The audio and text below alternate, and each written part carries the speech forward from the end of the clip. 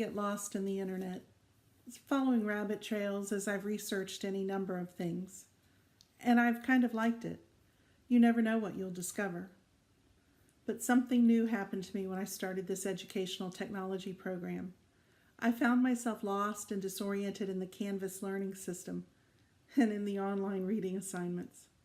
This time I didn't like the feeling because I worried that I was missing something. Deadlines.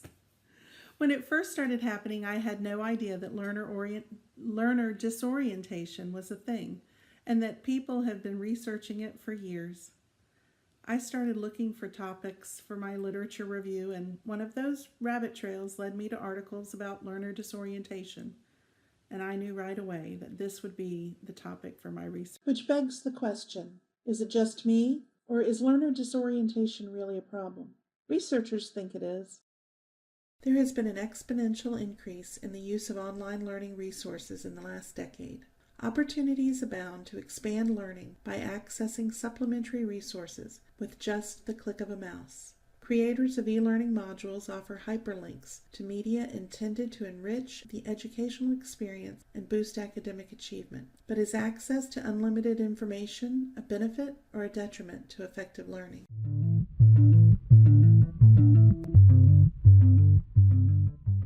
How does learner age or prior knowledge affect learner disorientation in a hypermedia environment? In what ways does a learner's prior knowledge influence the effectiveness of text structure or topology to reduce disorientation in hypermedia environments? In what ways does a learner's prior knowledge change the effectiveness of navigational supports within hypermedia environments to reduce disorientation?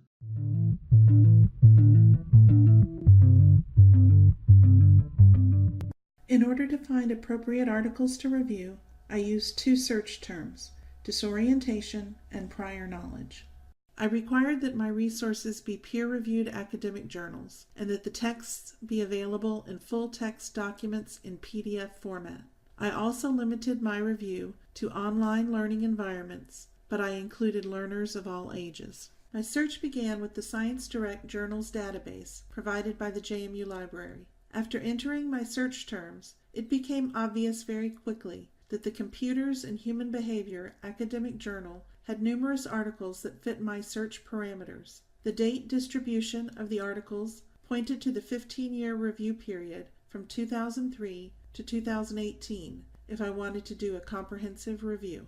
Articles were first evaluated with particular attention to the study's hypotheses, study group characteristics, and conclusions. Then the articles were categorized based on their applicability to the research questions for this review. I wrote a short discussion of each article to create an annotated bibliography and then provided a synthesis of findings in this culminating literature review. The initial database search provided 20 articles that met the search criteria.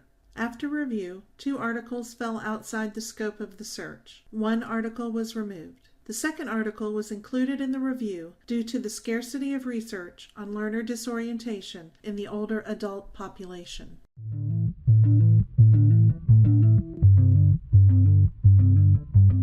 My research questions provide the framework for my findings. My first research question was, how does learner age or prior knowledge affect learner disorientation in hypermedia environments? Prior content knowledge makes it easier to understand and organize new information, which helps the learner process the information, thus avoiding conceptual disorientation, or what I like to call overload. Prior experience using computers and the internet helps learners avoid structural disorientation, that lost in space feeling that Conklin described. Age-related conditions can also affect disorientation. The lack of abstract thinking in children and the decline in spatial knowledge in older adults both lead to increased disorientation. The second research question was, how does a learner's prior knowledge influence the effectiveness of text structure or topology to reduce disorientation in hypermedia environments? All learners perform well with minimal disorientation in a linear topology. Linear text structure is the one we are most familiar with. The hypermedia environments, hierarchical and network, were detrimental to low prior knowledge learners, and they weren't particularly helpful for high prior knowledge learners. The difference reached the point of significance, though, for low prior knowledge learners. High prior knowledge learners were able to successfully navigate in the hypermedia environments. Despite their ability to navigate the topologies, the high prior knowledge learners did not experience significant improvements in their learning outcomes. And finally, the third research question. How does a learner's prior knowledge change the effectiveness of navigational supports within hypermedia environments to reduce disorientation?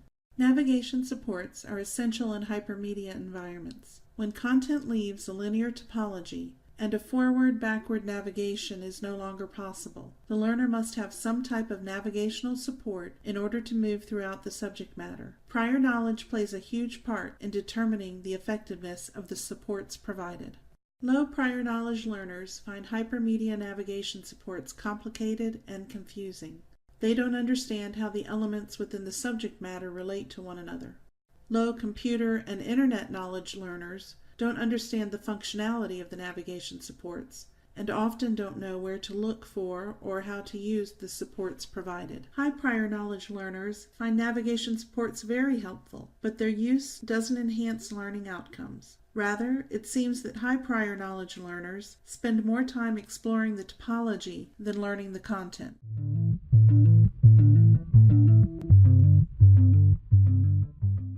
For some, the word topology may be new. Topology describes how parts of a system are arranged and interrelated. Many people are familiar with organizational charts. Those are a type of topology. Animal classification relationships are presented in a topology, and educational designers choose a topology for their online content. Linear topology is the most basic method of presenting information. As teachers and students, we're familiar with textbooks that present information one chapter at a time. Information is presented sequentially, and each topic builds on knowledge from the previous topic. Linear topology gives the learner very little freedom of choice in how the information is presented. Instead, this topology assigns all control and responsibility for effective learning to the educational designer. The hierarchical topology introduces some freedom of navigation to the learner. It is designed to follow a linear presentation, but uses navigational links to allow the learner to choose his or her own path.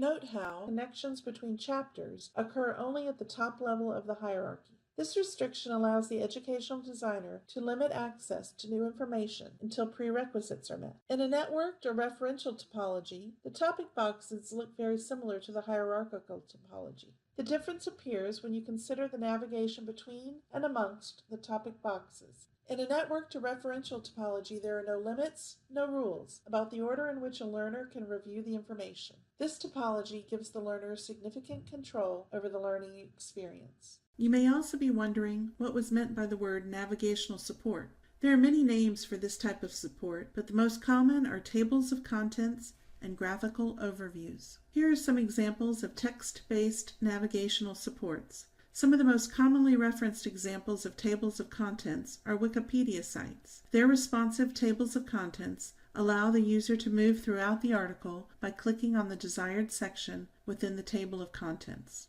These are graphical overviews. They rely less on words and more on images. Graphical overviews generally require more room on the page, so if they are used, they need to provide lots of help. The 3 research questions in this literature review yielded a lot of information. The interrelationships between the elements of prior learner knowledge, text structure or topology, navigational support, and disorientation are complex. But we should all wonder, what matters most? Prior knowledge plays the most significant role in learner disorientation, both conceptual and structural. No structure or navigation aid can overcome the disadvantage of low prior knowledge. Learners that have either content prior knowledge or computer and internet prior knowledge will fare better than learners with low prior knowledge in both areas. Learners that have both content and computer internet prior knowledge can be successful in any topology. Text structure is the second most important. Topology makes a significant difference for low prior knowledge learners.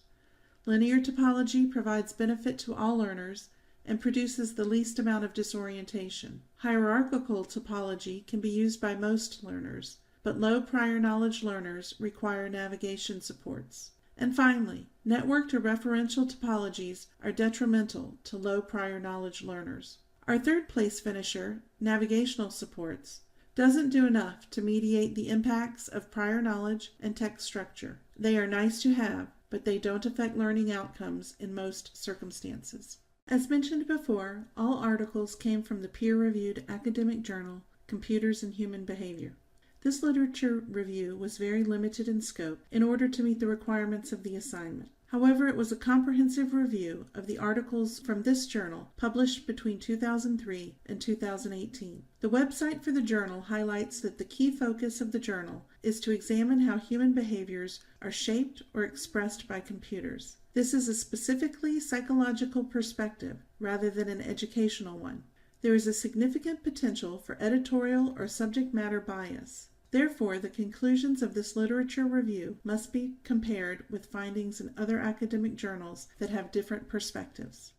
So what can an instructional technologist do to reduce learner disorientation? I think we have to follow research-based design principles so that we meet most learners' needs most of the time. I think that means that we have to use a linear topology. Ideally, I'd like to add a pretest at the beginning of the unit to assess prior knowledge. And as prior knowledge increases, I'd like to provide access to more complex and challenging topologies.